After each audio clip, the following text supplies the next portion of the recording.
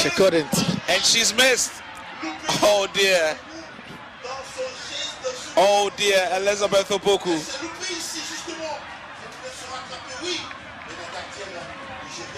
Martha Uko. What a performance she's putting for Nigeria. The Nigerians cannot afford to watch this. Can they finish this off, Nigeria? Can they? Can they? But Abigail Boyd to the rescue again.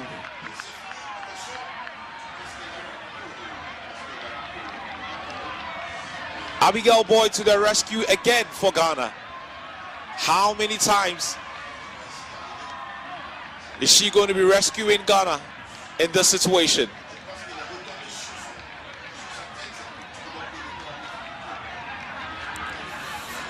I'm sure she wants this done as quickly as possible.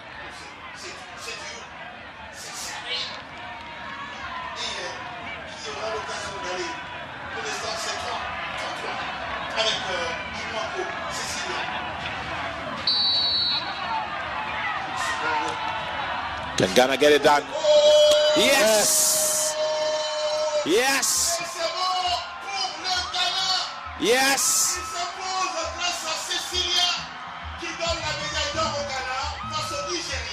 Cecilia Mwako. That is a gold for Ghana. Wins gold for Ghana. Joy 99.7 FM.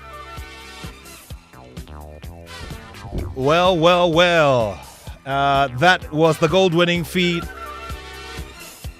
by the Golden Sticks female of the national hockey team of Ghana, making this happen big time. And of course, like I said, we're celebrating that gold-winning story this morning together with many others. You do remember the very big spike that arm wrestling gave us. Yes, arm wrestling. And if you've been following the Joy Sports link, then you'd know that arm wrestling has always been on the plate for us. We've been getting down to how the current president, who's also president of the African Federation, Charles Osei Sibe, managed together with his team to change this from a favorite pastime and something that we do for just play into a competitive sport which has now found its way into the competitive space of the African Games and soon the Olympic Games.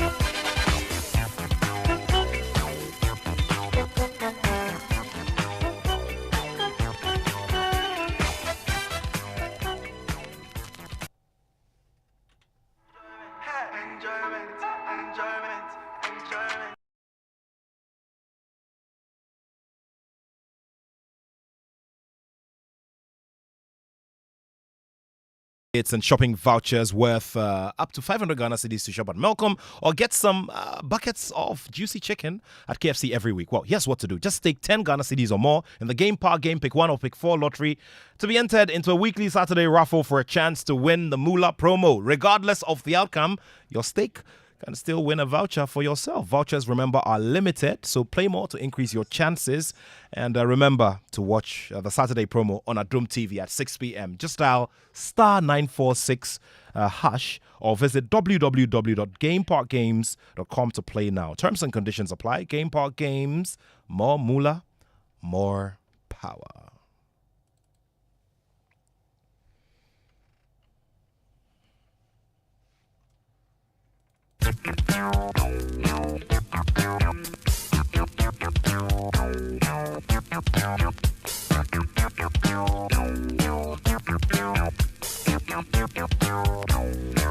And you know, the Regional Maritime University, in collaboration with the Dar es Salaam Maritime Institute in Tanzania, will hold the third Blue Economy Conference, BEC 2024, from July 4 to 5 at the Julius Nyerere International Convention Center in Tanzania.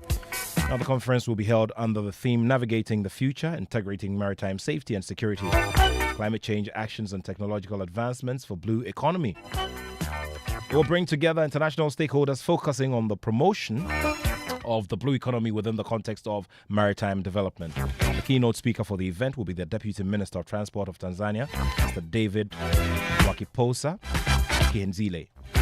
with other speakers. And let's just take a listen to the acting Vice Chancellor of the RMU, Mr. Jethro Brooks, who's been speaking on the DMI to host the event. Oh, it means that we get more visible in terms of what are we doing or what we intend to do. For us to leave from here and go to Tanzania and host this international conference, we have speakers from the IMO, we have speakers from the UN Green Blue Economy, we also have the speakers from MOCA. Then we have the UN rep responsible for East Africa and the blue economy. So a couple of international speakers have already been invited, accepted, and everything to participate in this program. So that is a plus for the RMU. Our team will be leaving just after our board meeting on the 29th. The following week, the team will depart. The advanced team will go already. The team will depart. We're working in close collaboration with the Dar es Salaam Maritime Institute to ensure that that international conference is a success. Okay, so you mentioned that the university is about to produce.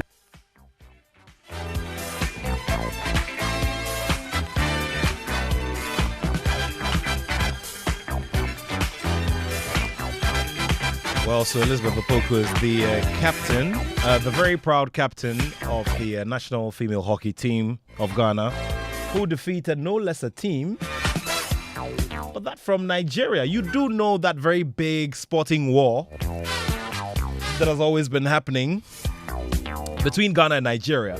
And that also just gives a different kind of satisfaction, especially when you're on the winning side. So it's been a lot of back and forth between Ghana and Nigeria. On the tracks, we couldn't really get it right.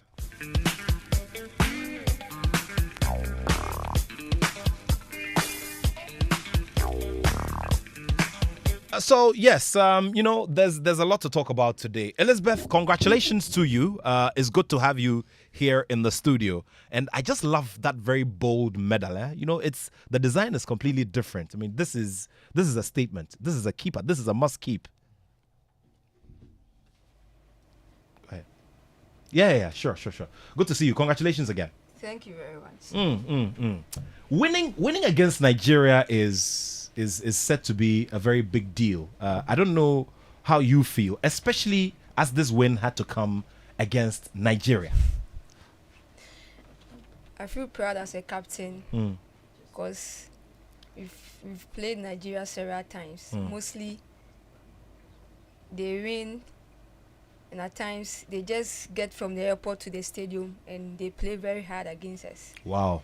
Yeah, Wow. Playing on our home soil, we told ourselves to go all out because it has been a banter on Twitter and all over social media, Nigeria and Ghana. So we had to defeat them at all costs. I see. Now, look, it's been a very tough journey. I mean, there were some logistical challenges. So because of that, I mean, the surface could not be relayed in good time. So you guys, or you and the girls could practice on it.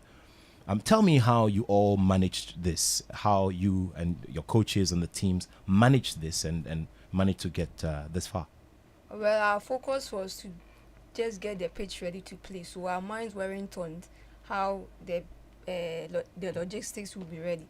Our minds were focused on getting to our targets, and that's what we did. Because we knew definitely we would play. So we weren't bothered about it at all. I see. Yeah. I see. Tell me what went into what was going on in your mind, especially as you carry the responsibility of leadership for the team. Tell me what ran through your mind just before you filed onto the pitch for the opening formalities before the game started. Tell me the kinds of things that were running through your mind.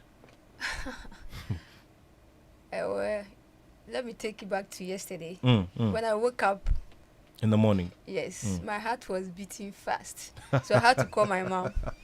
I talked to her and she prayed for me. Said, she calls me Kechi. Said, Kechi, we be fine. You're the last born of your yes, family, please, yeah. in your family. I see. So after talking to her, and I told one of my roommates that this thing has started again, and she was like, oh, Lizzie, just be cool because we are winning this game. This is something that happens to you regularly? Yes. I see. I see. But what is it that just gets you, I mean, that anxious and that, Mostly when that I tense? listen to Sarkodie songs. Which of the songs? I love Sarkodie songs, so any of his songs, when I listen to them, then it gingers me to. Oh, it rather gingers you. Yeah. Oh, I see. Interesting stuff there. Wow. Interesting stuff. So, then you filed onto the pitch and then the game began. We told ourselves that we played with them and we won a 1-0. So we told ourselves that this time we are going all out because it's our last game. We are not saving any strength for any other match. So we had to go in all out, whether rain or shine. So I think that's what we did, and it worked. I see. Interesting.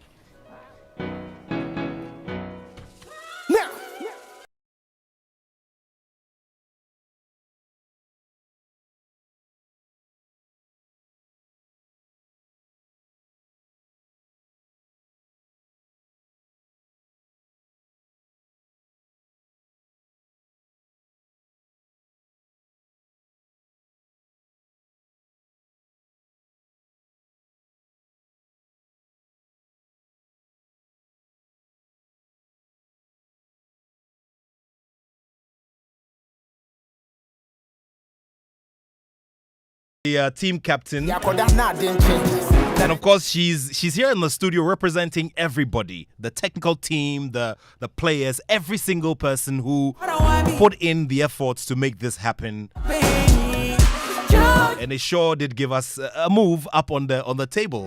Gold carries a lot of weight, huh?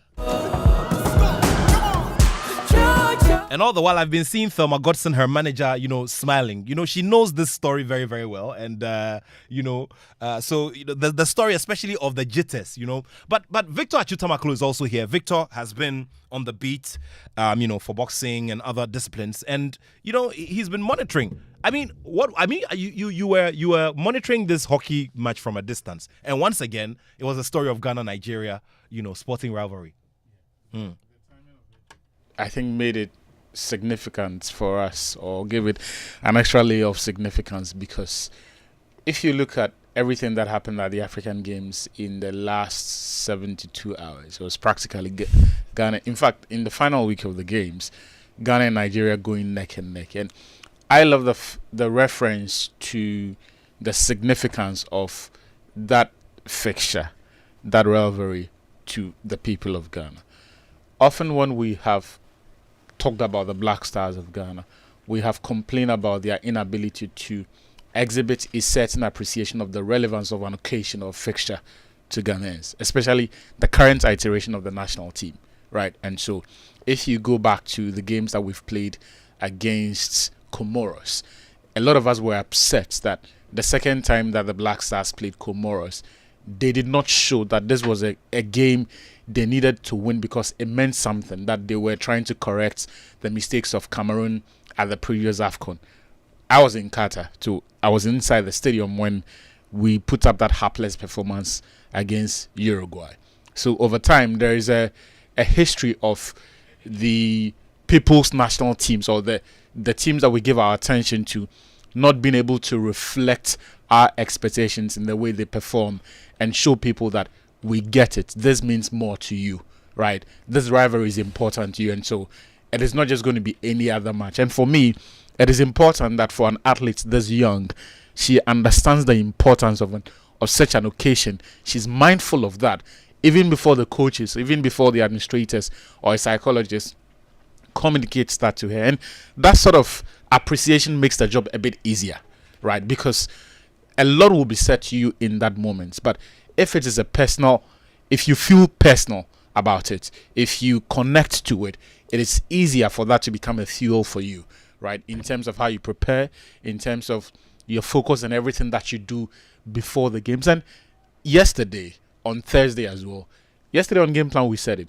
It is one of the events, apart from everything that the ladies had done, the mere fact that it was against Nigeria meant that this meant more to us. And that for me is the most important story. That yes, we love the fact that they have delivered gold, but the sense of awareness that they have on the importance of that occasion is something that is important. And that's how national team character is forged. That's that you have a group of players, irrespective of the discipline, a group of athletes who, beyond the normal expectations that you have, also understand that when it comes to certain occasions, they have to give more, right? Be it a friendly, be it preliminary stage. Once it's Nigeria, you know that it's special. And it's a similar communication that we had from, I think, David Bediako, the volleyball captain, when we beat Nigeria, that for them, the moment they knew they were going to play Nigeria, the attitude had to change.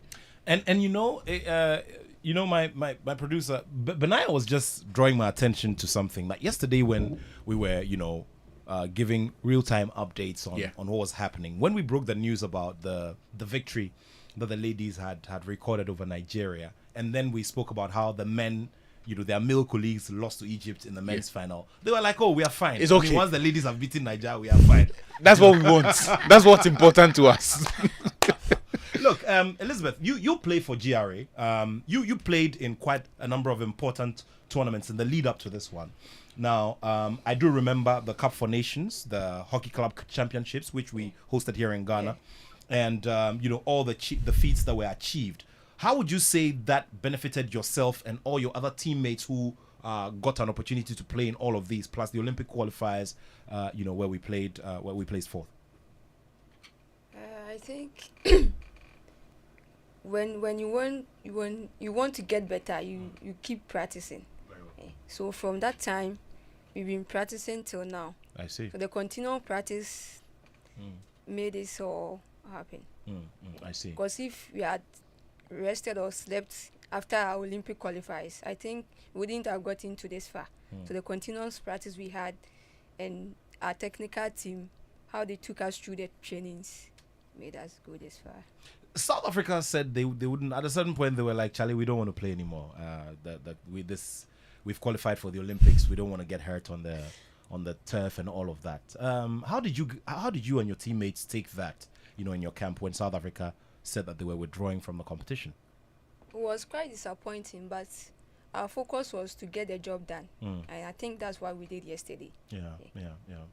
All right, now let's talk about yourself every other day and the practicing and wanting to get better and living up to the standard that the likes of South Africa have set. The likes of South Africa, the likes of Egypt and all have always been very big thorns in our flesh anytime we're at that very high level.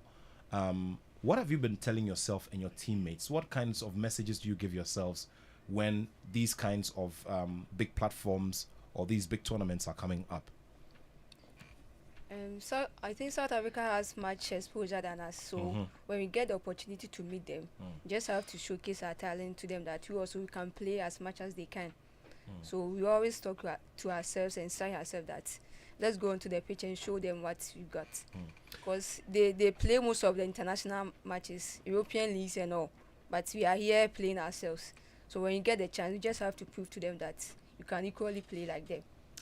Elizabeth, what would you wish will be done, on the part of those who make policy and those who have the power to provide for the sport of hockey? What are the things that you identify from where you sit? You've mentioned one advantage that these other advanced countries like South Africa have over us, which always makes them better. What would you want to see added to the structure in hockey so that it can you and your teammates and every other professional player can benefit? Personally, I think our leaders can organize international matches with our close neighbors. So that we get more matches to play, the exposure, and also get an academy. We train from the juvenile to the senior side. Because as you saw, most of the players that play yesterday, some of them are old. They are really enough. So if we had this academy, they're going out, we'll be facing the new ones in. I think that would do. Because after this, we are going to our various houses, our various works. We break from training unless there's an international tournament coming or any major competition. Then we come back. If we had these academies, we train regularly. It will help us keep the momentum as you saw yesterday. Well, you are still here on the Joy Sports link on Joy 99.7 FM. For those of you who are following us on our YouTube stream, you know that we have a packed house today, obviously because of what has happened over the last couple of days in the ongoing African Games. Remember, the closing ceremony will be happening today at 3:30 p.m. And it is hoped that with the kind of vibe and verve we've seen at the Cape Coast Stadium and the Accra Stadium, that place will be more than full. And there's also a big lesson to learn from there. Elizabeth is here, and before I go to the president of the African Arm Wrestling Federation, Mr. Charles Osei-Sibe, who's also the national president, tell me what it is that the fans in the stands do or add to your performance, aside you're listening to your own Sarkodie songs and stuff. Yeah, this is one of them, eh? Yeah.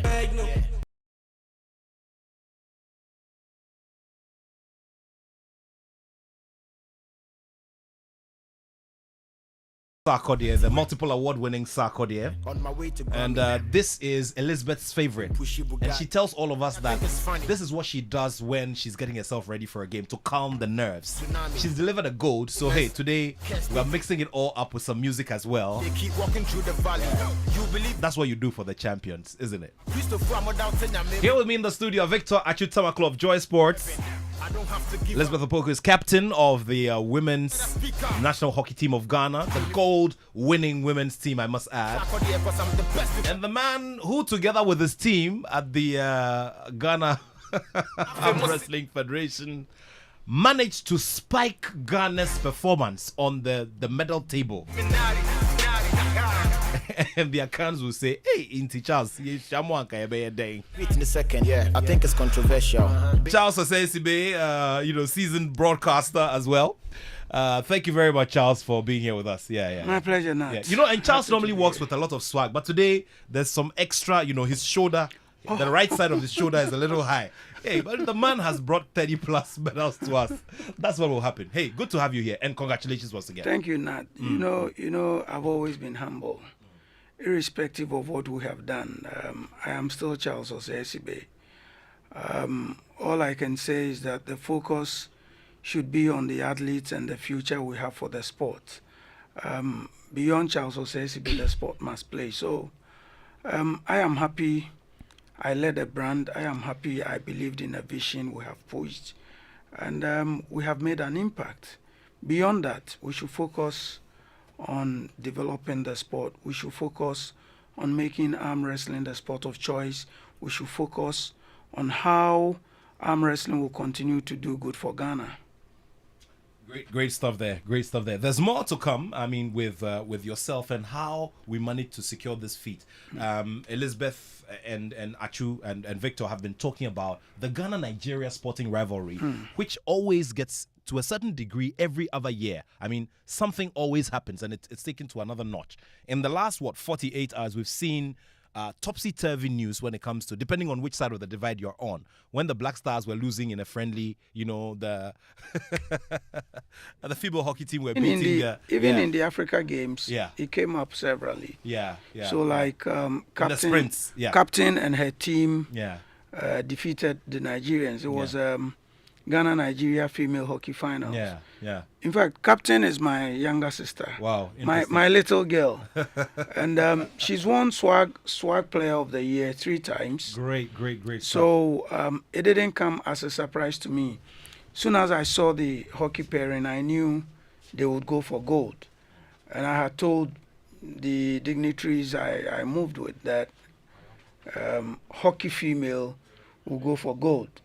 So I bumped into the penalties and I couldn't watch because I wasn't even expecting the game to run into penalties, but I couldn't watch, so I was later told they had won, and I was happy for her because I have a personal relationship with her.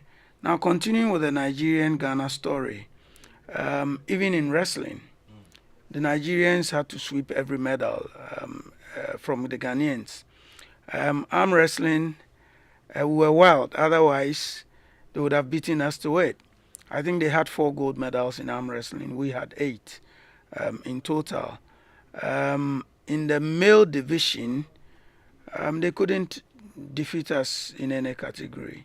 In the female division, I think they had 1 gold from us. No, they had 4. We had 8. In athletics, where I serve as vice president, they came good.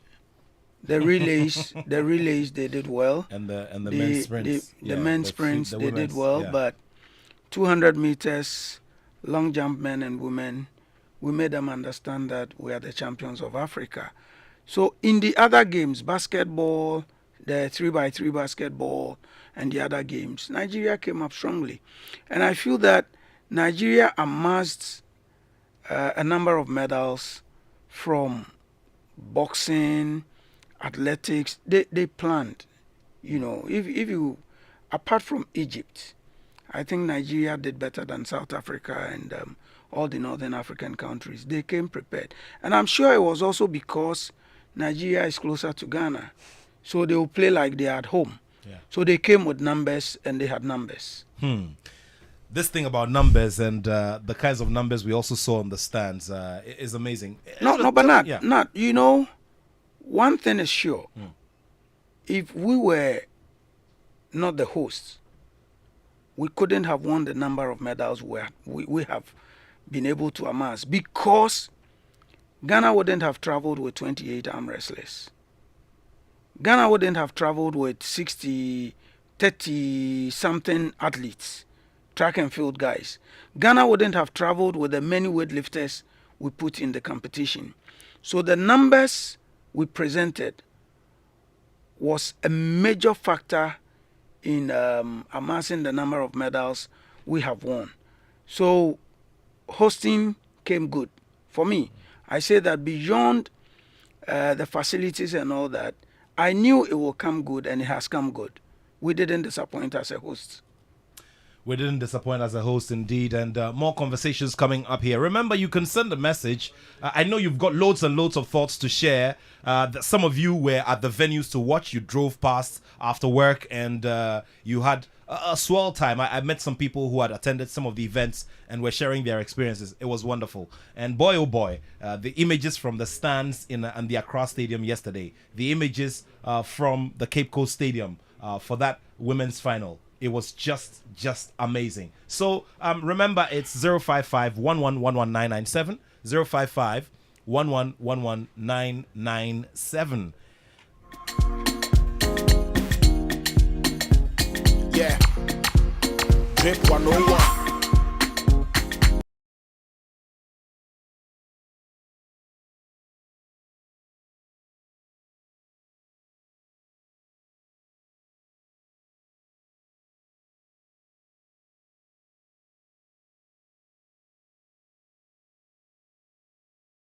Elizabeth is the captain of the female hockey team. She won gold. Elizabeth Opoku, she won gold. And she is also a 3-time SWAG Player of the Year. And of course, is when it comes to the Ghanaian League as well, she plays for GRA. Charles Osei-Sibe is the president. He wears many cloaks, but today we just focus on his role as president of the Arm Wrestling Federation, who sure have done a great deal in terms of adding to Ghana's medal haul at the ongoing games, which wraps up this afternoon at the University of Ghana Stadium with a closing ceremony which will be graced by Wiala and Stoneboy. Now, in a bit, we'll also be joined by the head coach of the national boxing teams. I'm talking about the Black Bombers and the Black Hitters. We'll talk to their communications head and one of the gold medalists as well from the team. We'll be talking about the story, how they prepared themselves in the face of all of these difficulties and how they managed to get here. All of these and more here on the Joy Sports link on Joy 99.7 FM. So do send in a message. It's 055-1111-997. What for you has been the biggest spectacle at these African Games? There are so many conversations to have in terms of the forward story. Charles has mentioned something very, very striking, that if Ghana were not hosting this competition, we wouldn't have carried these numbers, or these kinds of numbers that we see, especially of his sport, to the games. And that, sure, is one that gets you to turn a neck or think twice about how much we're prepared to sink into sport.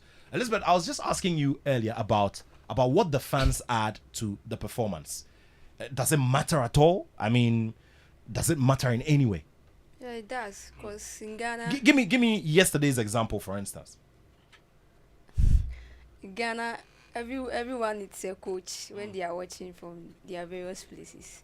So I think their criticisms and whatever they say in the stands, we take them in good faith and we go back to our drawing boards to correct on those things. And at times, they also cheer us up. They give us the encouragement and the support we need. So yesterday, they came in their numbers. Though the stadium wasn't filled as we were expecting, but I think what they did took us to this medal that I have this moment. Hey, as for this medal, we've always been getting silver. Yeah. So I think this is a lifetime achievement. Great stuff there. Great stuff there indeed.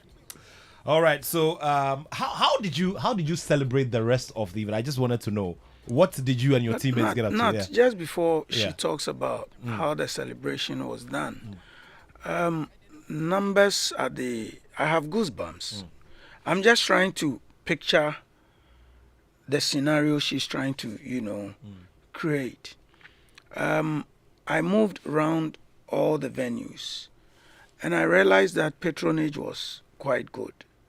Boteman, wrestling, tennis, swimming, patronage was very, very good.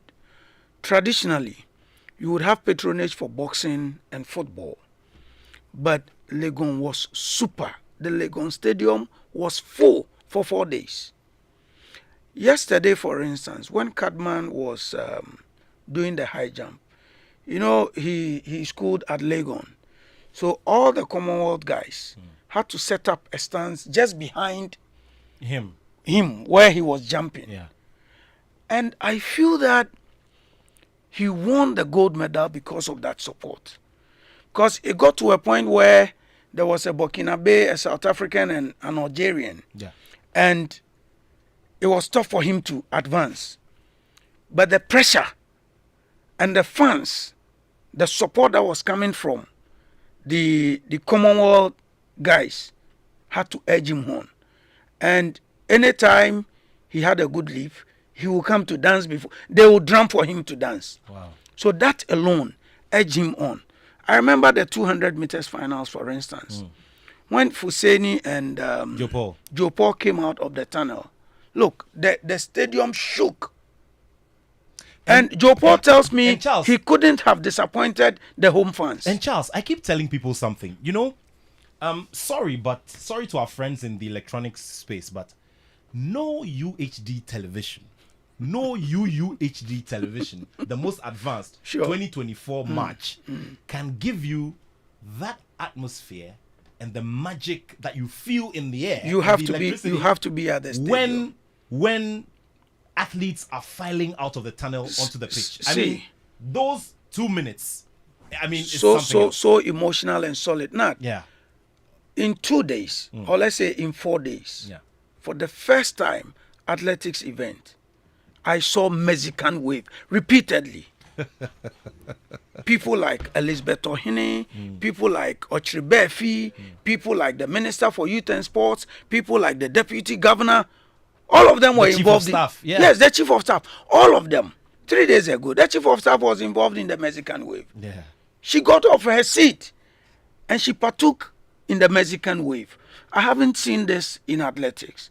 And that's why I say that these are legacies we will build on. For me, from where I come from, it's a huge thing for us. So support base, Ghanaians came good.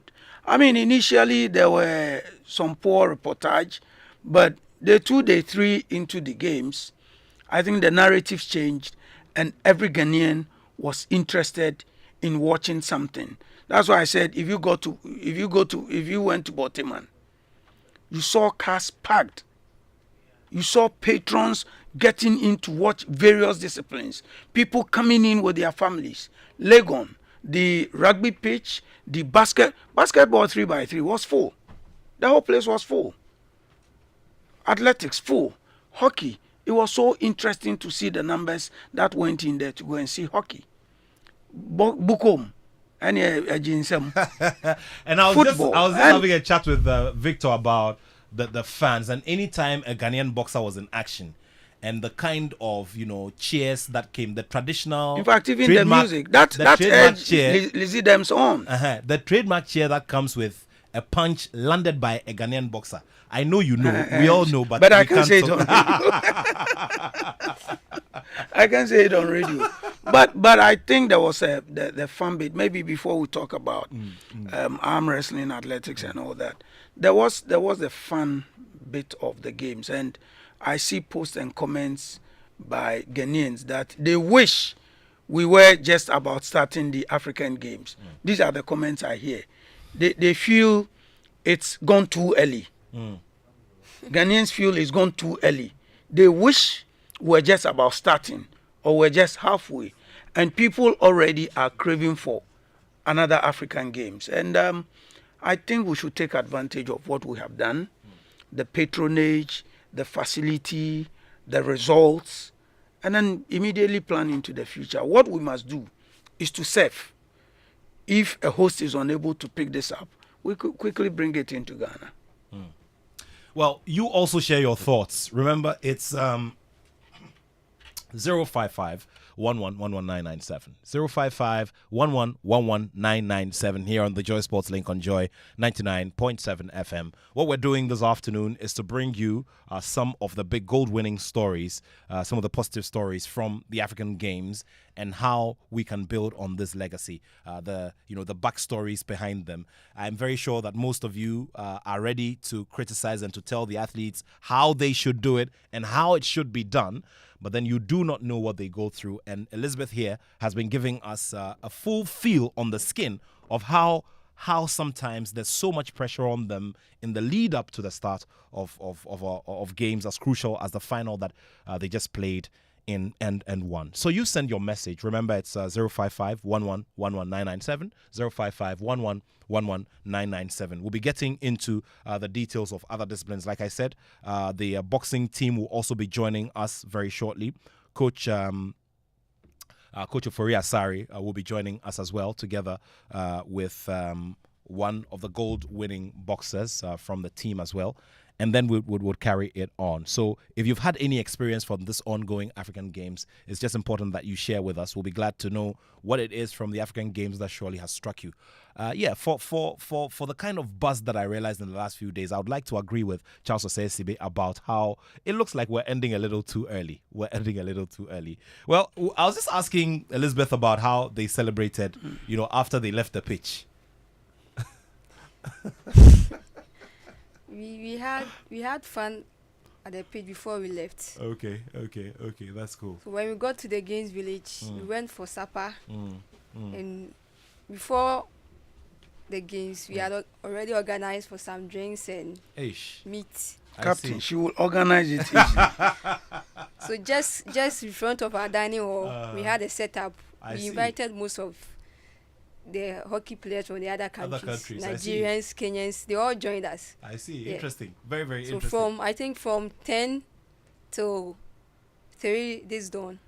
Hey, Charlie, but next time people should invite us. This kind of chilling there. Invite us, eh?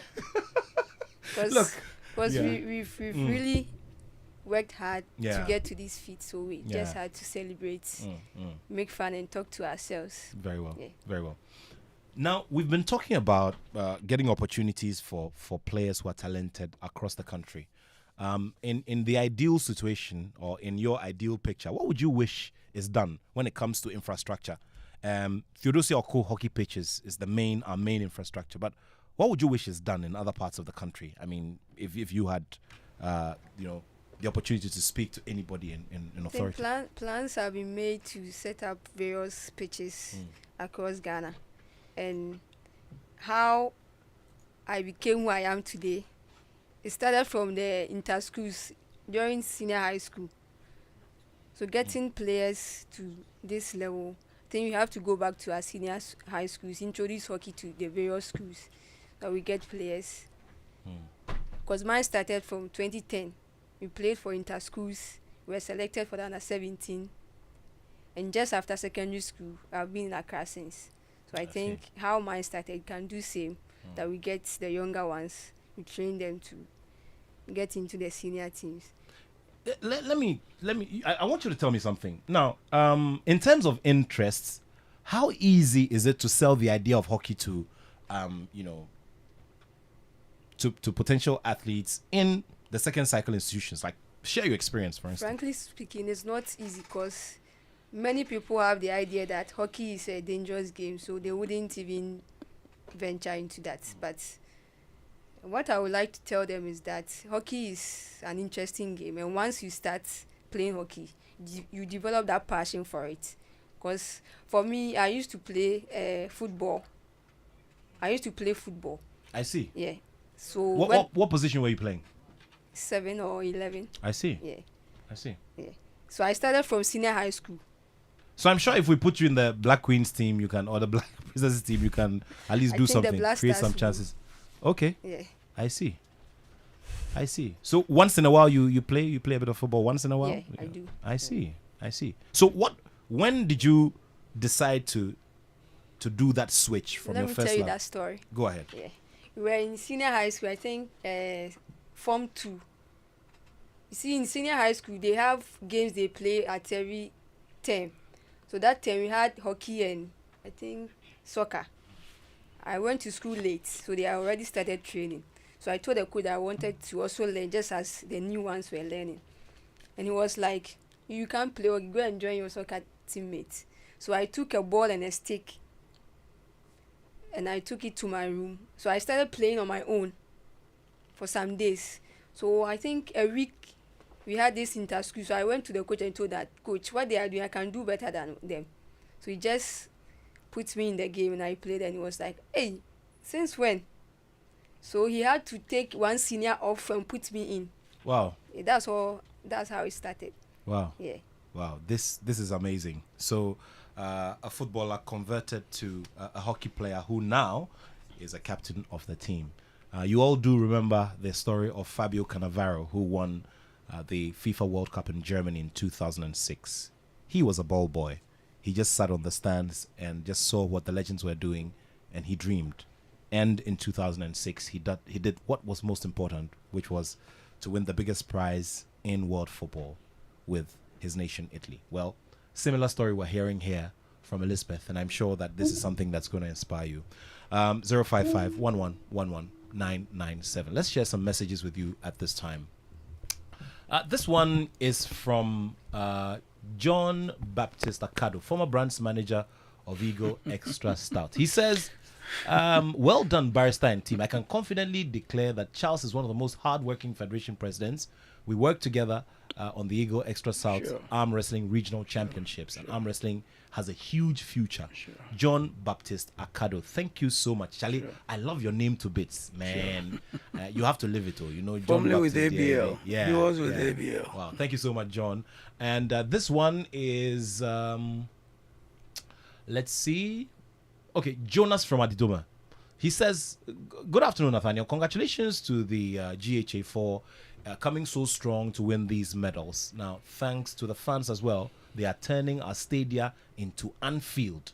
Let's bring the love back. Okay, why not Old Trafford or Emirates? Or okay, let's do some more here.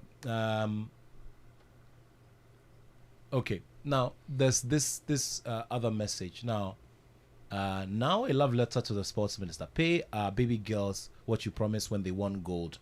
And they are worth every penny than the Black Stars. Pay them now, or else the demonstration will be your nightmare. No more bad treatment will be tolerated.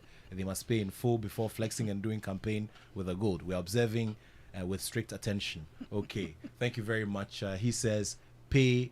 He's called the taxpayer. Okay, thank you very much, taxpayer. I like your nickname. He says, all outstanding, monies must be paid to our teams. And Charles, this is an avenue for us to also correct all of these mistakes that have been made in the past, isn't it? I think it's been so smooth so far. I am only hoping that within the next few days, the winnings will be paid. What has been done is that all the camp allowances are paid immediately you are done playing. I don't know about hockey if they have been paid, but for all the other games, Princesses, Satellites, the Golden Arms, everybody, soon as you are done participating, your camping allowance for the 2 weeks, 1,000 cedis a day, is paid instantly. Then you leave camp.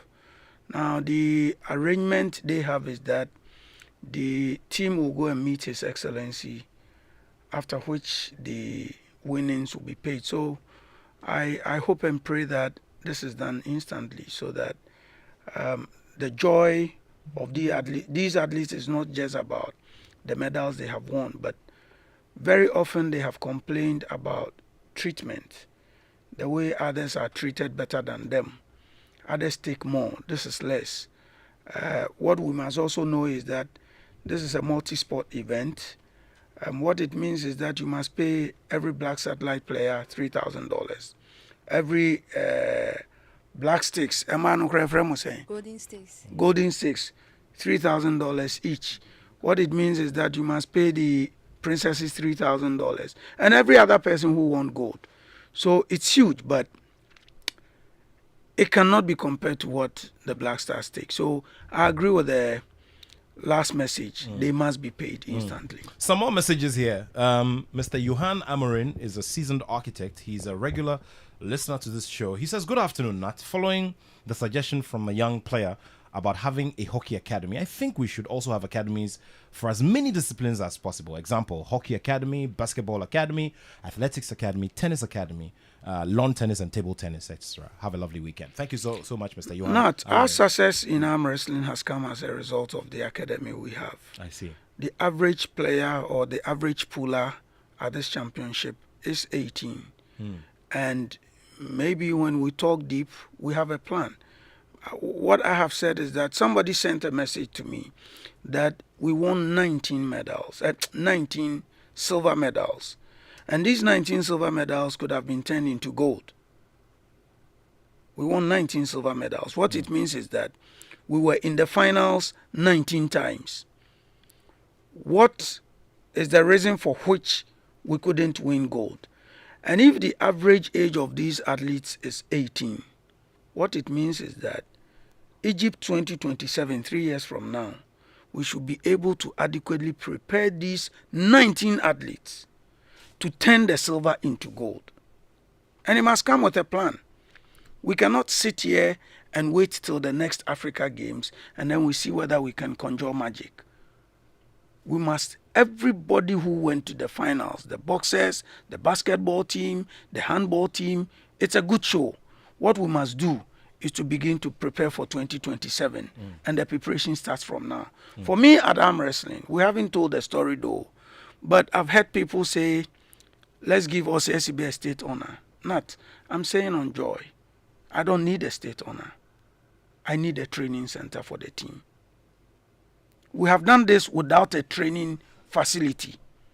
We have done this without nothing. All we need is not about Charles Osei-Sibe. Beyond Osei-Sibe, the legacy of arm wrestling must go on. All we need is a training center. So if multimedia can give us a space, we will set up here as a training center.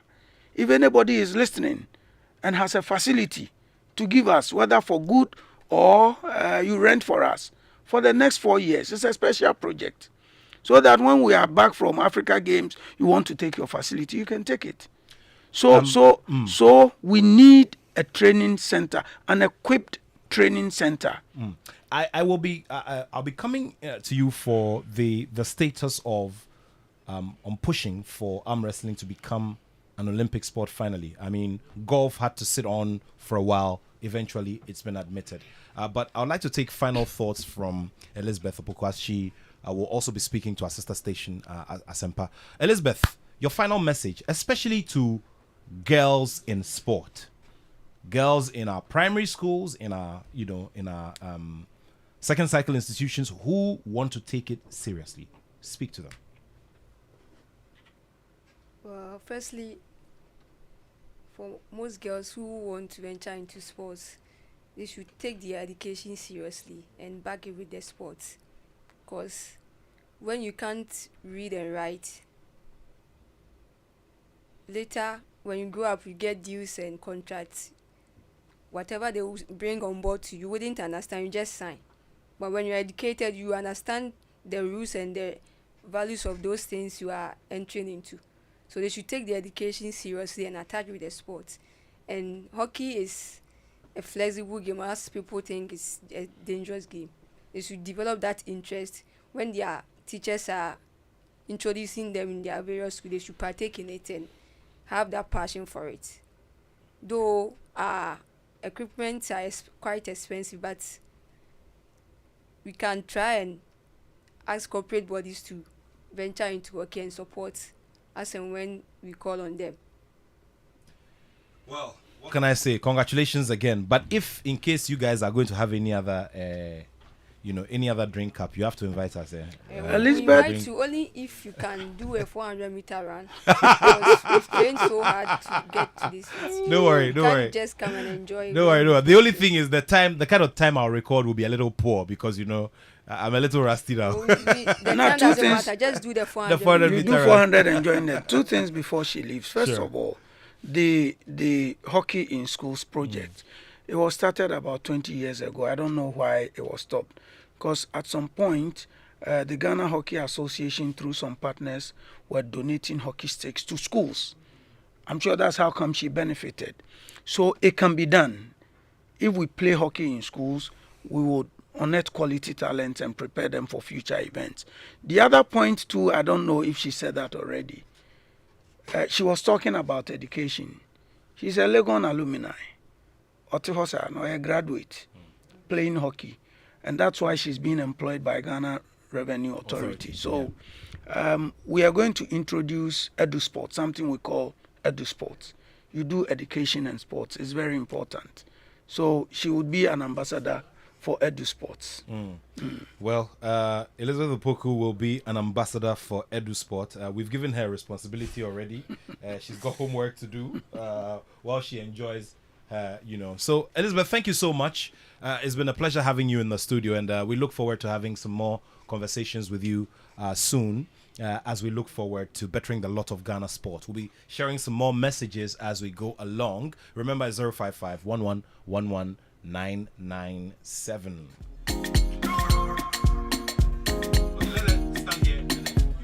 Yeah.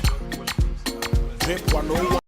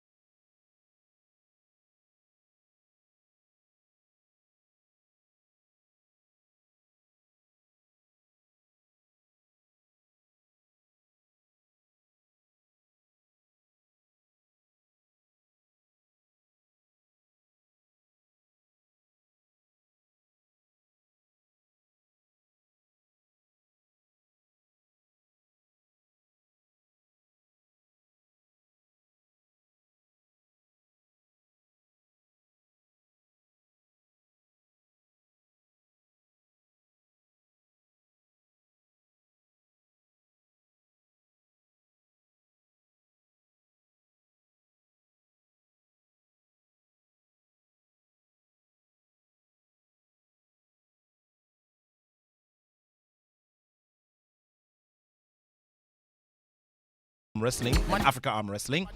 Now, let's take this message from Godwin in North Kanishi. He says, good show as always, Citizen Attoh, and it was an amazing experience at the Africa Games. Never mind the initial hitches and disgraces that befell Ghana. My take from the games is that Ghana must now show workings and stop depending on football alone. Check the medal haul of Nigeria, and it was coming from almost all sports they participated in.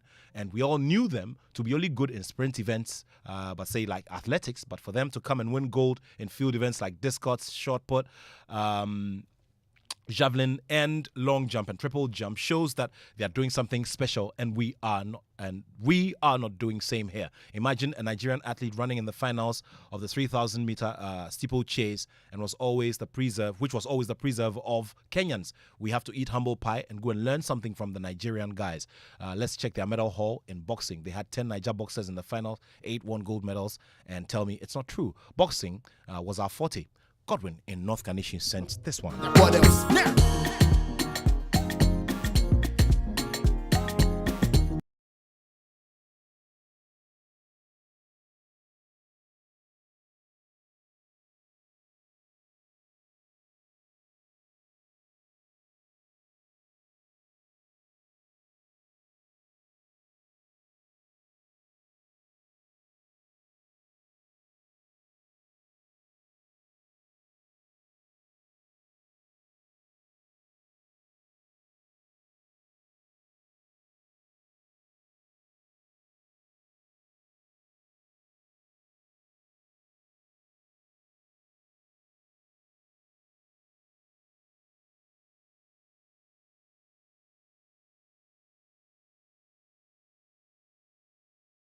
The advocacy has gone between the African Federation and the IOC in admitting arm wrestling into the Olympics? Started and Ghanaians were like, Ghana is not doing well. I knew that once boxing comes in, once arm wrestling comes in, once track and field comes in, the narratives will change. And I also knew that in 2 days, arm wrestling can change the story, because we knew our strength in Africa and we knew the strength of all the countries who were coming. So I modestly had said we're going to win 15 medals. Anytime journalists have asked me, I said we're going to win 15 medals. But on day 1, we won 21 medals. On day 2, we won 20 medals. One of my girls got injured, so she couldn't play in day 2. Otherwise, she would have won double gold for Ghana. For me, it's a work we have done in not 7 years, but 6 years. Because we started discussing this Africa agenda way back in 2020. Then soon as I became the president for Africa Arm Wrestling, I said I was going to ensure that arm wrestling plays in the Africa Games. So I started lobbying, I started engaging, and what made it good and possible was the pitch we did. You know, normally before the games, the technical committee for AUSC, UXA, and all those bodies will meet, and then every discipline would make a pitch. And when we made the pitch, interestingly, our pitch was the best. We were able to convince. Now, the key requirements is that you must play the sport in 8 countries on the continent. Then we're playing the sport in 27 countries. No, 23 countries then. Then there were other considerations or requirements. We met everything, and then eventually the last one was that the host country would have the opportunity to put in 3 disciplines, traditional ones. So assuming arm wrestling wasn't even admitted by the AUSC, Ghana had the chance to push. So we had a discussion with the LOC. The minister, the technical committee advised the minister, and they assured the minister, I mean, Dr. Usuansa and the rest, they assured the minister that arm wrestling can win us those medals. I had a meeting with the CDM and Danso, who looked at our performances over the years in Africa, and he also convinced the team that, look, let's push for arm wrestling. So after 2-3 meetings with the AU and all the other teams, arm wrestling was the first discipline that was announced. In fact, at some point, they said arm wrestling was going to be a demonstration sport. Yeah. Then the minister said, no way.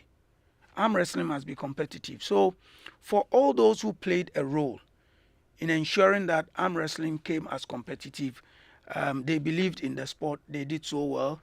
The partners who helped us to develop the sport, the Minister for Youth and Sports, all members of the local organizing committee, my coaches, my referees, the team itself, my partners, SES HD Plus, Kofata Motors, who supported at some point Okoboy himself, Dr. Okoboy, who was once a puller, National Health Insurance Authority. He was always with now us. Health Minister. Now health minister. He was always with us. Well, my vice president Kofi Health Addo Minister Ejekun. designate. I mean, because of the happenings in Parliament. Why Yes, will he still go through vetting?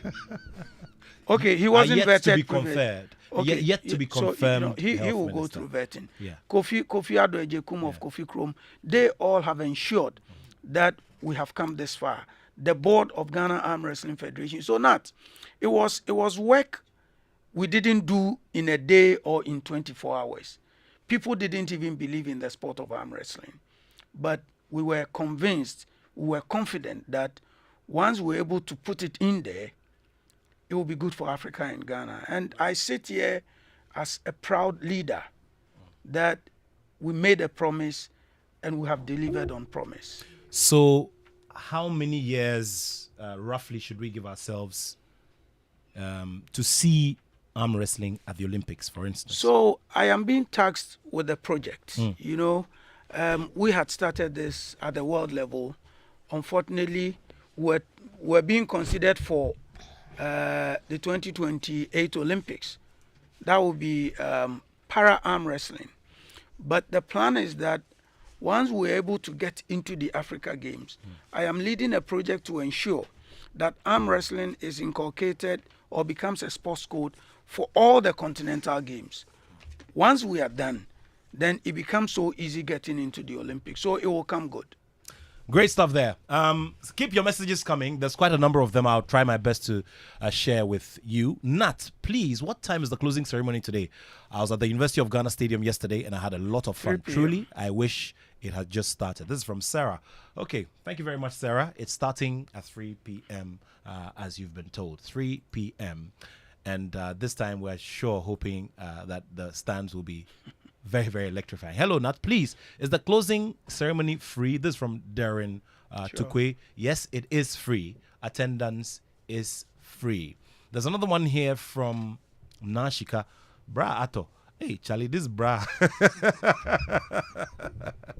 Hey, Charles. Well, somebody says bra Attoh. As for this Brad, bra uncle. Please, I think we can also start organizing interregional competitions to help the training and improvement of competitions for the future. Thank you very much, Nashika. Thank you so much. Well, another person, Aziz, has sent a text to ask for the time of the closing ceremony. That is at 3 p.m., so you have to make your way to the stadium if you'd want to be there. So, yeah, we're gradually getting there. I mean, I'm talking about arm wrestling featuring as a major sport in the Olympics. We'll talk boxing and athletics now. And the man who's been sitting through most of the fights is here with us, and 2 members of the team are also here with us. The head coach and the head of communications also here with us. Muftar Nabila Abdullahi has been paying very close attention to athletes. The big story that Joe Paul wrote yesterday in the tracks and how Nigeria overcame us in the sprints. What happened in the high jump. All of those will be done some great justice in terms of analysis here on the Joy Sports Link. And that's the reason why you have to keep listening to us. But just listen to this, just in case you missed it. Silver medal on the 4x1. It's destiny time for Ghana and Nigeria yet again in the men's 200 meters. Running the bend really well is Claude Emmanuel of Cameroon, but Joseph Paul Amour has come onto the home straight on the lead. It's neck to neck with Ekanem Joseph of Nigeria, but Paul Amour is coming through. Paul Amour is running really strongly, and it's going to be Joseph Paul Amour.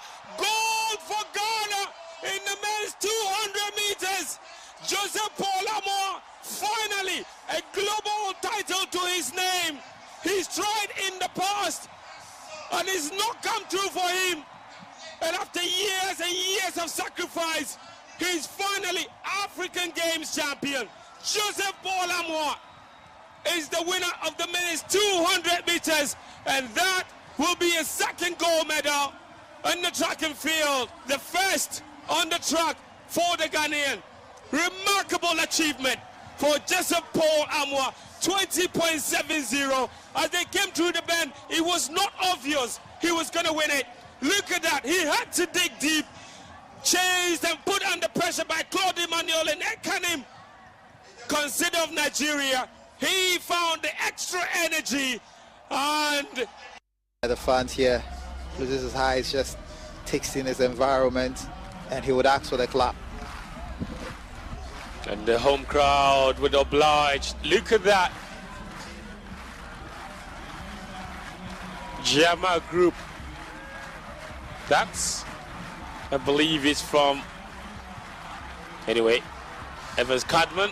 Oh, he has absolutely sailed that with space to spare, and they do the Sioux celebration of Cristiano Ronaldo. He's not going to leave this. He's not leaving this to come back. He wants to win this outright. This is turning out to be some competition. This is the superstar Ghanaians didn't know about, that they didn't know they had. Lots had been spoken about the others. Look, and the camaraderie with the other jumpers is just incredible. He's such a showman, and he's turning on the banners and turning on the heat on the other jumpers. The pressure now will be on Links, Info Benjamin, Abobi, Chuanello. Look at how high above the bar he was. Well. This is phenomenal. So phenomenal indeed, and this is how Evans Cadman also managed to do that very significant jump to win gold. And he decided to do the Cristiano Ronaldo style celebration, the Sioux celebration. And he explained to Gary Al Smith that, Cristiano Ronaldo inspires him in a very unique way, in the sense that Cristiano Ronaldo may not necessarily be your most talented sportsman on earth, but he learns how to do it and he gets it done. Coach Asare and Mr. Efson, thank you so much for making the time to be here with us this afternoon. Great to have you here, and congratulations. Thank you, Nat. We'll talk about boxing in a bit, but let's begin with you, Coach. How do you feel? I mean, it's been a journey, and this is not a journey strange to you, because you've seen different years of different challenges that always befall the national team ahead of big tournaments like this. How do you feel? Well, I'm happy that we are able to at least get this level of achievement in terms of winning 4 gold, 1 silver, and 2 bronze, which has never happened since the inception of the African Games. So I'm very happy that I'm part of that history. Epson, we've been having many conversations in the background, about the boxers, the performances, what we feel they are doing right and wrong. Tell me what you feel is the switch factor, especially after they went to Italy and tried so hard but couldn't qualify to get even one spot in the Olympics. Well, I've always maintained that Ghana as a country, we don't lack talent. What we lack is organization, and the execution of the necessary tasks that will bring us the best. And to relate it to, the Black Bombers, the boxing team, is that over the past 3 or 4 years now, we've been the best in Africa, and the fact and the records are there to support it. We went to the Olympics, as the most successful head team, brought in Africa's only boxing medal. We went to the Commonwealth Games. We were the most successful African team that went to the Commonwealth Games. So when it happened that we went to the Olympic qualifiers in Dakar, Senegal, and we couldn't qualify a boxer, what the likes of Algeria, Morocco, and those Nigeria were qualifying, then I got close to them and found out what made them to, be qualifying in such a manner.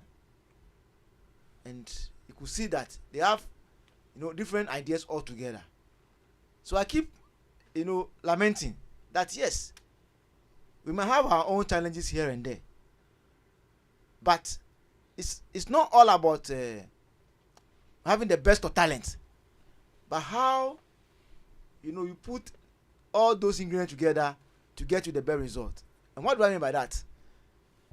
You prepare the boxers with training all the time, without giving them the necessary competition, international competitions, that to, put them in good stead for international competitions, and they meet opponents who are well exposed and that's where the problem comes. But this time around, all that I've been talking about have been justified in the sense that our boxers, those who had some stint with the men individual championship in Uzbekistan, the person of Amadou Mohammed, saw the confidence with which he fought. Yeah. Tio Alote though could not win the ultimate, but we saw how he came in, teaching himself with all that he has achieved in the game. He still have a very small number of international bouts, which shouldn't be, right? How do you call him? Joseph Kwame, the Commonwealth silver medalist, and you saw it. So the international exposure that we have in recent times, African Olympics qualifiers, the World Tournament qualifiers, and all those things, is what has really prepared the boxers. Interesting. We'll come to that. I'll be coming to Muftau in a bit. We'll be switching it to athletics. We'll be doing a mixed bag of everything. Just about 30 plus minutes to wrap up the show this afternoon. Attoh, you saw the boxers. You sat in my zone. And when I say my zone, that's where I come from. I come from Odududu. You see. I wanted that experience. So and the next time, sit across in the stand across. Next Africa Games, you mean? No. Anytime there is any other amateur boxing competition which has, any Joseph Kome character, Joseph Kome character, like a Samuel Techi character, I just love the response they give when the punch lands from a Ghanaian boxer. Anyway.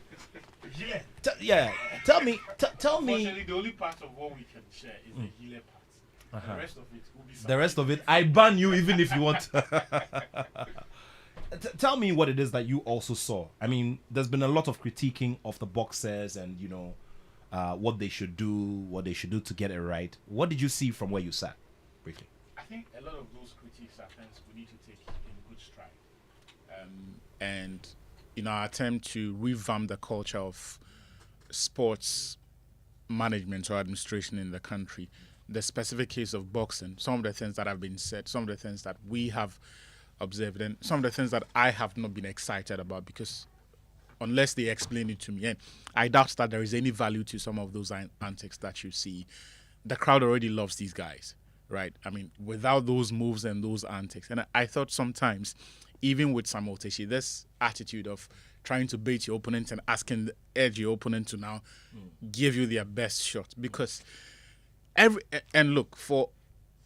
time I watch boxing and someone does that in the ring, my fear is all it takes is one right hook. Yes, just one. That's it. And it nullifies. And if you look at Samuel Techi, for example, yesterday, he was leading on the cards in the first round. He was leading on the cards in the second round. He got a bit too confident and got carried by the momentum and the energy in the arena. And that fed into his persona in that moment. And so he let his guard down, invited a bit more punches than he ordinarily would. And some of those landed. Some of those did some damage on him. Now, based on the part of the head of the body, they may not necessarily score points. But in the grand scheme of affairs, it does some damage because that is punishment your body is taking that you don't want to be exposing yourself to in that ring. So that bit of attitude, I think, needs to be checked. Even the whole idea of dancing in the ring, it's a serious sport, right? It's a serious sport. And I want to see that when you get in there, that is your office. That is your office. That is where you cook your business and sell to your audience. And so on that score, that's an aspect of it that I want to change. Look, everything that we say about the technical aspects, and I shared some of them with Coach Oforia Sarai, especially after the Henry Malm, because I thought I almost called it ring rust, but Coach said he's not back into the amateur, so it will take time. Unfortunately, things did not work out for him. All I'm saying is that they are going to need help, right? I don't think it's acceptable that he is the only guy of international repute that we can point to when it comes to the guys who train our boxers. Because at the end of the day, the quality of the trainers have a direct bearing on the outcome of the boxers that they are training or the quality of who they are producing. So if you are not going through Coach Ufriya Sarri, what are the chances that you become great? Because the reality is that, look, no matter the level of experience, no matter the cultural knowledge that someone may have amassed over the years, be it an ex-pro or someone who has been around the rings and understand how a boxer needs to be trained, you have to go through what he has gone through to get that 3-star IBA certification. That is what gives credibility to your knowledge. It is what gives credibility. It is what says the methods that you are going to work with, the principles that underpin everything that you are imparting onto the boxer, they are consistent and relevant to the modern trends of the sweet spot that is boxing today. Great stuff. So we need to ensure that we're moving to a point where we have the resources to create that infrastructure that produces more of Coach Ufriya Sarri's, but also there are certain little things that we need to check. And I'm glad that he is in the studio, so he can pass that information on. We know where our boxers are from. You cannot decouple the culture, the social life in the communities that the boxers emerge from the boxer without any concerted effort that seeks to address that specific problem. Right? When we went to the Commonwealth Games, there was an issue that happened.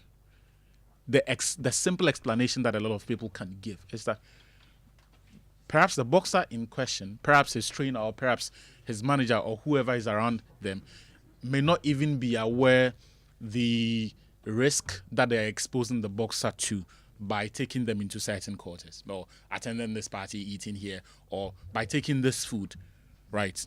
Because I don't think when it comes to nutrition and sports science and the specific issue of sports doping, we have done enough education, even to the boxers. Coach will know. So when coach sees that you are doing something, coach is going to tell you that you don't do this. But as I've said, coach is the only guy that we can actually trust that he is certified to train Samuel Techi, to train Joseph Kome, Henry Mam, and all of these other guys. But he's one man in the ocean. So from the technical aspect of training the boxers, from the cultural research that we've spoken about at length, that is something you deliberately invest in and ensure that, look, we know where our boys... Sometimes... Yeah, we'll come back to you. You raised some very key points here. Yeah. And I just hope, and Charles, we're all part of this conversation. I mean, you have been at the forefront. We've all been in this battle together where over the Olympic cycle, year in, year out, we come and discuss these things over and over and over again, and we're just sitting somewhere. I'm just hoping that this 13th edition of the African Games will teach us a very valuable lesson that can get us to go. Before we switch here, I'll come back to you, Victor. Coach, how are you addressing this issue of these boxers getting a little too excited ahead of time? I think that we need to give credit that Kome's performance showed some improvement from his usual showboating, which I talked about yesterday. Yes, it is. On the show. Techi's first 2 rounds were very good. Where they like to showboat instead of getting the job done and finishing before going to dance. Coach, how are you addressing this amongst these young boxers?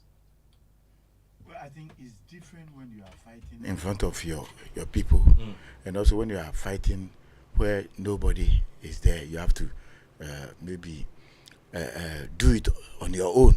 Sometimes when you are taking them to the arena or the venue for the fight, you see them looking around. They want to see their people. They'll be sometimes communicating on telephone. They want people to come. They'll be calling people to come. And then they will be expecting that this person is here or this person is here. That thing has become like when they are fighting, especially home, those things happen. So it becomes a challenge how you have to tune them, because even sometimes how you are taking them to the ring, other people also will come in, interrupting, trying to say things into their head, and you see a whole lot of coaches. So yesterday, for instance, I saw the former president, the former president of the Amateur Federation, Ratto. Mr. Lamte, George Lamte, he had to restrain a few people from joining the walk into the ring, because it's not done like that in international amateur boxing. It's not done like that. Yes. So most of the time, that is the challenge when we fight here in Ghana, and you know, these are people, the way they love the sport, and they don't even want to take anything whenever you are trying even to take push them back so that you'll be able to have a clear concentration on the boxer. They may not even allow you. Sometimes you will see insults coming when they lose. Even they will not even look at how or maybe analyze how they lost and whatever. They will only come out with insult, and it's like they love their people and they want everything to happen like magic. So it's a serious thing, and it's a big challenge for us. But maybe with time, now we've learned. It's a learning curve. These African Games has taught us a whole lot of things. Most of the times, I advocate on our officiating officials, why we are not getting them there. Certified. We only concentrate on the athletes, and that's all. We don't think about the other departments. We need the other departments also to be playing a role, because you can't bring other people to come and take decisions to favor you. It's caused us a lot, Nat. Yeah. It's caused us as a nation, because he will do his best for the boxers. Then somebody who calls himself an official, for reasons best known to him, whether scientific or manual, will take decisions against you. So it is important that as we develop our coaches who train the boxers, we must also develop the ITOs or the NTOs who would be officiating in such events. Because I had an experience with wrestling where 2 possible bronze medals were withdrawn because of a certain technical interpretation. So it is important for us to get boxing officials who would ensure or who would understand the modern trends. If we had them, we wouldn't have bought tickets for all the officials that came. Arm wrestling, for instance, the best referees on the continent are Ghanaians. So we must ensure that even boxing, so that when our boxers are even traveling for amateur events, referees from Ghana will travel and go and officiate. I'm glad he mentions that, because when I spoke to the coach of the karate team, he said the other aspect of this whole conversation of getting quality technical representation in games like this is actually entering the teams in competitions on the continent. Yeah, but you don't wait till this time. No, so it's a project. It's a project we must engage on. That side. Whilst we talk about that side, the exposure isn't only for the technical officials. Sure. The teams are actually there, right? Because when you look at Egypt and a lot of the medals that they are winning, you trace every relevant competition on the continent. They are there. When the team comes, the officials come. So in 2019, when Gordon Hanna came to Ghana to win the juniors championships, that was the first exposure. She had a list of about 6 or 8 Egyptian officials that came with their entourage. Not all of them were participating or were officials that were assigned to the tournament, but some came because they needed to give them that exposure. Today, she's at 16. She's beating everybody on the continent. Great. But so that sort of exposure is something, and I love the fact that the Coach Ferreira Sari said for some of the boys, it's because this is the first time they are exposed to a competition like this. And also, what I wanted to talk about is in terms of getting somebody like me. We've already started the project. Formally, I'm the only certified coach, but it's not like that anymore. Even though I have the level, but all my assistant coaches now, they are all 1-star coaches, which very soon, when you are a 1-star coach, it will take some years before you go for the next level. But since we've taken the initial step, all the coaches around me now, about 6 assistant coaches, they are all 1-star coaches, which the present federation have putting up that effort to give them that opportunity to develop themselves. And they are working with me also now.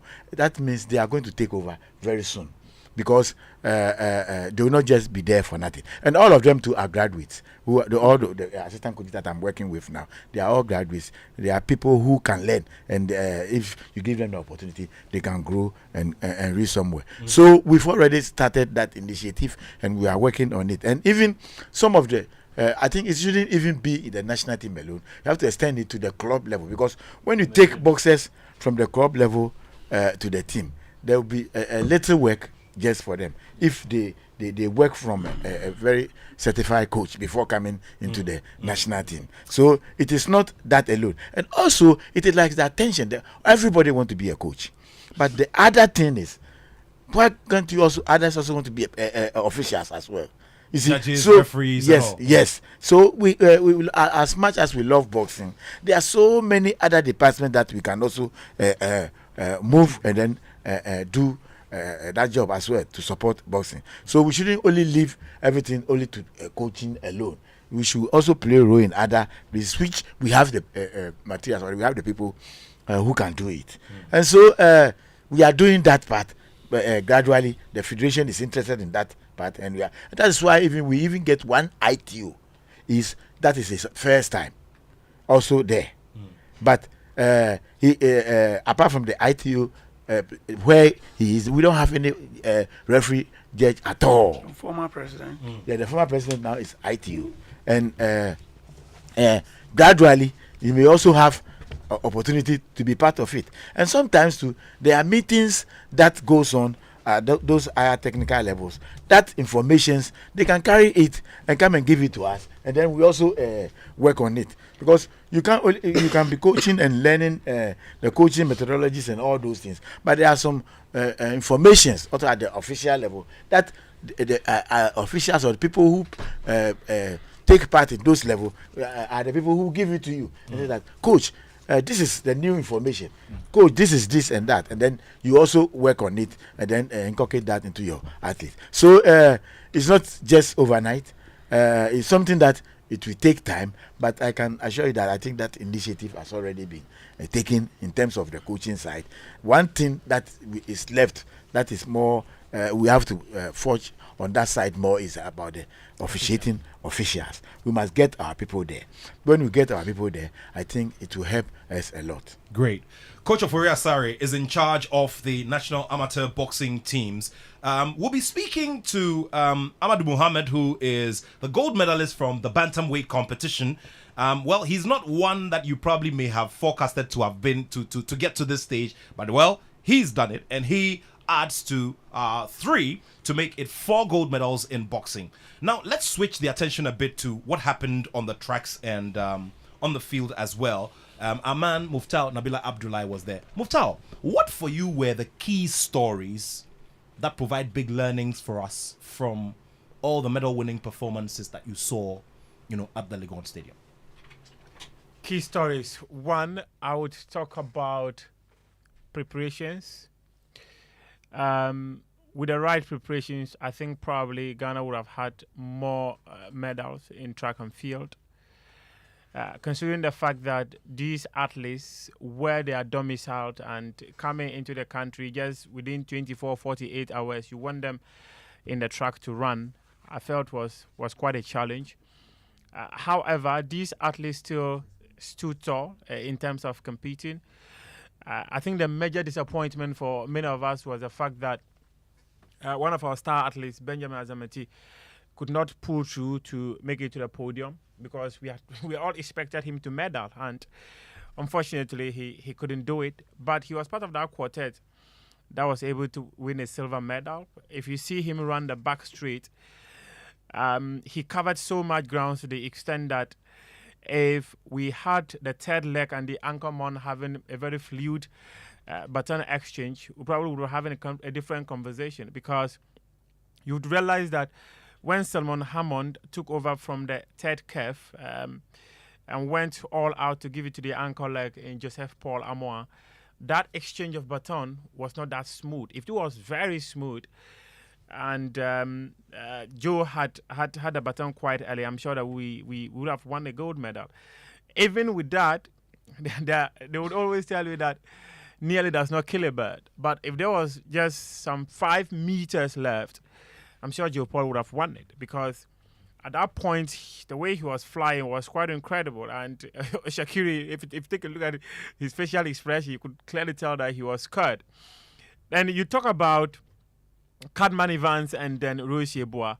Cadman Evans was that man that many of us actually never expected to be a gold medalist. But this was a gentleman. When I spoke to him, he told me that he's here and he's going to get his hall people to come and give him the energy. And indeed, they showed up. They gave him the energy. He did 2.23 meters, which is quite incredible.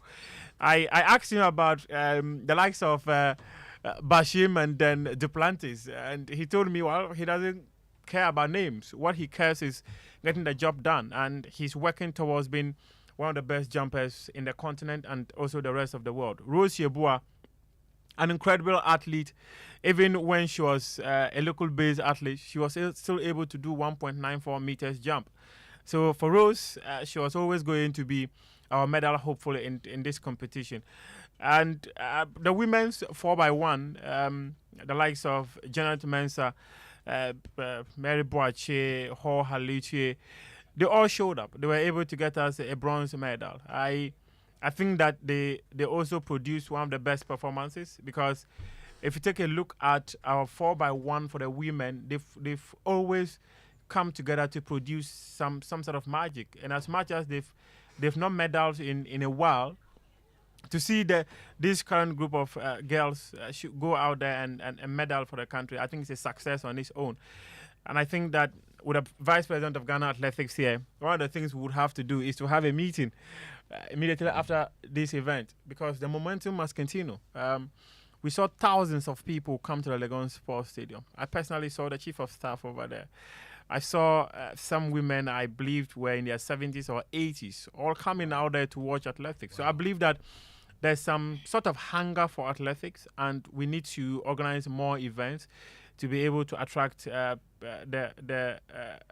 right community to support the sport. And in fact, with these numbers, I'm not too sure that if Ghana Athletics go out there seeking for support from corporate Ghana, they will not get, because when the numbers are there, people will be willing to put in money. And Muftau, talk about numbers. I'd also like to refer to the basic schools. No, not the basic schools, but the national invitation at the Barbara Stadium. The Super Zonals. Super Zonals. It was just amazing. And year in, year out, the Barbara Stadium has created that atmosphere at that particular competition. I believe that it's a big responsibility for us in the media to make that a major item. So and even for that one, actually, even for that one, someone can say that, okay, it is a school thing, so the schools will bring their students.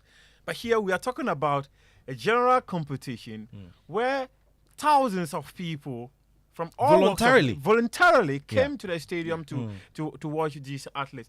In fact, on day 3, I was having a conversation with some of my Nigerian colleagues, and I was telling them they were being greedy when they decided that Toby Emusan, the world champion record holder for the 100 meters women's hurdles, when she did 12.12 in Oregon about 2 years ago, within 1 hour, they brought her to be the anchor for the women 4x1.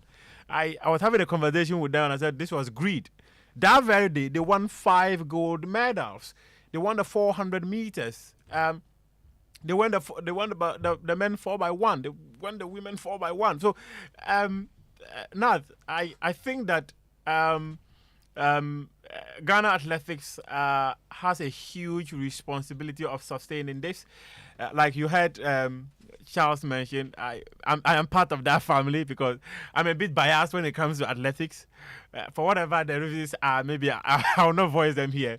But athletics has always been an area of interest to some of us. And with the West Africa Athletics Championships also coming to Ghana, I just hope that people will continue to throw their weight behind the sport, and we grow it, because athletics is a very huge sport. Like we all heard from Jojo talk about what boxing has done over the years. If we have a concerted effort to reposition every single sport in this country, get the right infrastructure. Now the infrastructure is available. We have certified tracks. All the times the athletes were making, they are recognized by World Athletics. So even if you run a record here, let's say you're going to do 9.50, you're going to be the fastest man on earth, and not even Usain Bolt. And that is going to be achieved on that track. So it clearly shows us that now the facilities are available. Let's take advantage of these facilities and do the right things to be able to sell ourselves to the rest of the world. Very well said. Let me quickly say this and then run away. Everything that Muftau has said and everything that everyone keeps talking about maintaining this momentum and all of that requires money. intentional, sustainable source of revenue. The issue of, and you see, even the secondary school games, the super zonals, intercore, and all of that, a lot of the athletes who excel there only start running at very old age, or late in the context of the age that they are supposed to start. So when Godahana started playing tennis at 10 or 9, the Ugandan kid who came here, conference center, 9 years. That is the level that we have to plan. And you see, you can only start producing athletes that young if you are intentional about who trains them, their technical standing, the level of education they have had in terms relative to what pertains out there. Because if you believe that you can produce a world number 1 by the age of 15, the person who's going to train that kid should not just be someone with a degree in sports science or sports and recreation or whatever. You need something of a higher caliber. To do that, you need a source of fund. Cycling. We spoke about the carbon fiber bikes. One costs approximately $13,000. That's not a situation, that's not a sport you can fund with a consolidated fund, right? The issues with boxing, arm wrestling, all of these things that we're talking about. That is why, beyond what we would ask the media to do, beyond what I would ask Osei Asibi or Coach Ofori Asare to do, you need the sports ministry to now get to work. The funding components of the sports bill, get to work and look at realistic revenue sources, sustainable ones that will ensure that the facilities that you have there will not rot, because there is a national plan for sports development, and the fuel for that is a sustainable source of revenue that will ensure that at the basic level you have elite instructors training all of these athletes, and even money to run the sports festival idea that everyone is now throwing about. Victor Achutamaklo, Sika, hello, okay? Shika Sandin. Enuga. Well, let's come to the man of gold. Amadou Mohammed, congratulations to you once again. Congratulations are in order. How are you? I'm fine. How do you feel? How do you feel? Tell me. You know, I feel very good. Yeah, I feel very good and happy. You know, it's not easy. Yeah. So I'm let's talk about the final bout. Tell me about the final bout and how you strategize to defeat your opponent in the bantamweight competition, men. Well, it's not easy. Okay. At the time that I bring to the final, is I have to stop him, because coach put this in mind that I've stopped Algeria, I've stopped Congo, I've won Morocco, and Zambia will come and take it free. No way. Because all the warriors are out. So you Zambia there. You have to kill the game and let's go early. Yeah. Wow. So interesting. I thank my coach Ofori Asare for this determination he put in me. Great. Because this also important. So as a good boxer, you need to have a coach who motivates you well. Because when you have a coach who say, hey, you are going to fight with Zambia, prepare no, because even your team will come down. I see. But could put this team in mind that all the warriors are in, so I can't allow Zambia to take this gold away. Very well. Beat him and let's go. So I thank him very once again. Very well. Efsin, we're getting coach. Yes, before we come I to think one thing that I wanted to talk about is when you look at Amadou Mohammed, people will think, oh, it's just a new boxer and he has surprised everybody. But that is not true. Amadou Mohammed was in the national team as a kid. His coach, Coach Zico, brought him to the national team with the plan that, coach, let Amadou Mohammed train with the national team so that at least he may have a chance of developing through the national team. So he is in the national team. The time is underage. He's in the national team working with the national. That was a very good thing that his club coach, Zico, did for him. And that gave him the chance. So he at the national team, he was learning everything, the rules, everything that is going on. He was learning long time ago. And he's sparring with Suleiman Tete, them the time they were preparing going to the Olympics game. He's their sparring partner. Wow. So the level that he just exhibit in this competition is something that took it from somewhere far away down there. So catch them young thing is very, very important for our sport. We need to get them inside. It's like we don't have the juvenile level or the junior level going to international competitions like other countries do. But if they also get the opportunity to be training with the national team as early as the opportunity that he got, then they can cause surprise, because he, Aite, all of them, they are not new. They are part of the those who went to the Olympics. They are part of their training program already. So the moment he get the chance to come into the national team by after the national individual championship, there are certain things you don't need to teach him again. You only have to continue where he is, and that is it. So Amadou Mohamed is not a new boxer, because he was catched at a young age, and that is the reason why he can do things that you think that, hey, how come this boy is doing these things?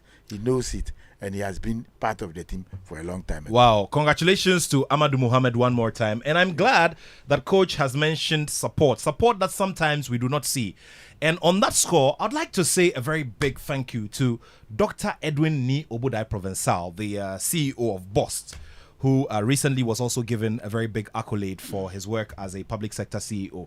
Dr. Edwin Ni Obudai Provençal supported the female hockey team greatly during he provided some equipment for them, shin guards, mouth guards, and all of that when they were participating in the club championship. So these are the kinds of things we're talking about, and would like to see a lot more of these. I mean, if all the other CEOs are to emulate Dr. Obudai Provençal's example. Yeah. I mean, all these CEOs have played sports one time or the other. Yeah. So you look at the CEO of Ghana Gas, who is a hockey person. Of course, himself, Dr. Benasanti too. Getting boss to come and support his bid. Currently, we have the CEO of, in fact, Minister Designate for Health, trying to, let's get all these big boys to show interest in sports. But not before I leave, for arm wrestling, all we need is a training center, and we'll come good.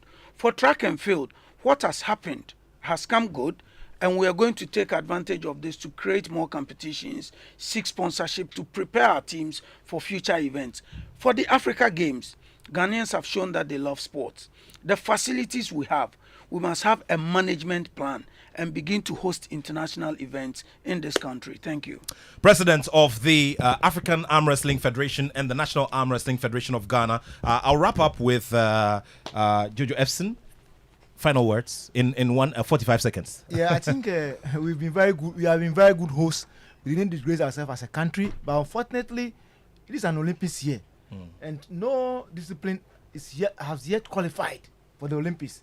For boxing, for which I'm part of, and I think the tournament has been a very good platform for us to prepare very well to go for the final qualifiers at the Olympics. As I mentioned earlier on, the likes of Amadou, Kome, Techi himself, and others, are what they are today because of the kind of exposure that they have on the international circuit. So, in preparing for the Olympics, which, in my opinion, the year under review, the year in which we are, is what we need most. But when accounting, the African game is ending today. But subsequently, the major competition that we have at hand is the Olympics. Let's look at that. We're going to Thailand in May. So I think the preparation must start after the celebration is certainly over by this evening. Wow. Thank you very much. Thank you very much, Dr. Coach Oforia Sari. And also to you, Ahmad Mohamed, congratulations to you. We sure are going to have some more conversations as we go along to celebrate this big medal-winning performance.